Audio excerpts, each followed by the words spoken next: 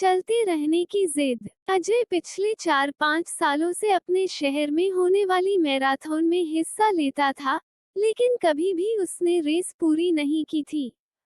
पर इस बार वह बहुत एक्साइटेड था, क्योंकि पिछले कई महीनों से वह रोज सुबह उठकर दौड़ने की प्रैक्टिस कर रहा था और उसे पूरा भरोसा था कि वह इस साल की मैराथन रेस जरूर पूरी कर लेगा।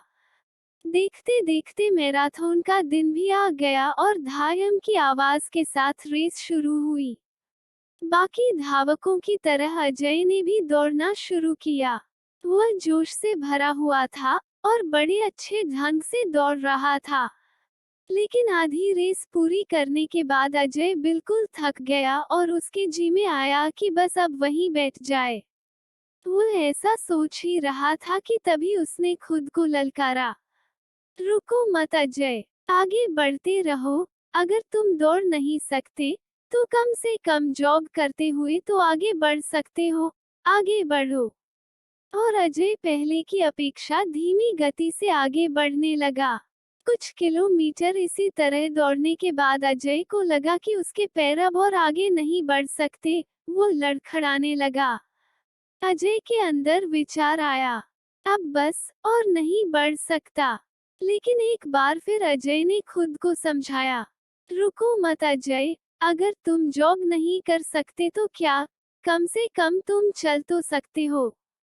चलते रहो। अजय अब जॉग करने की बजाय धीरे धीरे लक्ष्य की ओर बढ़ने लगा। बहुत से धावक अजय से आगे निकल चुके थे और जो पीछे थे वे भी अब आसानी से उसे पार कर रहे थे।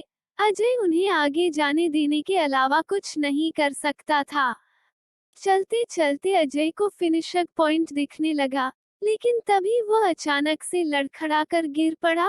उसके बाएं पैर की नसें खींच गई थीं। अब कुछ भी हो जाए मैं आगे नहीं बढ़ सकता, जमीन पर पड़े पड़े अजय के मन में ख्याल आया। लेकिन अगले पल ही वो जोर से चीखा, नहीं, आज चाहे जो हो जाए मैं ये रेस पूरी करके रहूंगा। ये मेरी जिद है। माना मैं चल नहीं सकता, लेकिन लड़खड़ाते लड़खड़ाते ही सही इस रेस को पूरा जरूर करूंगा। अजय ने साहस दिखाया और एक बार फिर असहनीय पीड़ा सहते हुए आगे बढ़ने लगा। और इस बार वह तब तक बढ़ता रहा, जब तक उसने फिनिशर लाइन पार नहीं कर ली। और लाइन पार करते ही वह जमीन पर लेट गया, उसके आंखों से आंसू बह रहे थे। अजय ने रेस पूरी कर ली थी। उसके चेहरे पर इतनी खुशी और मन में इतनी संतुष्टि कभी नहीं आई थी।